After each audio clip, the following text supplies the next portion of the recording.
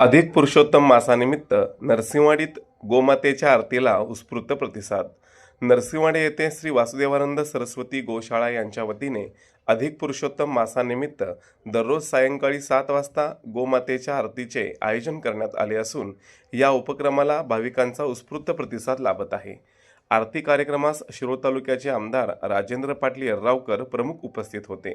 तसेच जिल्हा परिषद सदस्य प्रशांत शहापुरे, भाजप युवा मोर्चाचे तालुका अध्यक्ष प्रशांत कुंभोजे, पत्रकार संजय गुरु पुजारी, गंधार पुजारी, घनश्याम पुजारी, सिद्धेश पुजारी, अप्पा लाटकर यांच्यासह अनेक गोसेवक व भाविक मोठ्या संख्येने उपस्थित होते।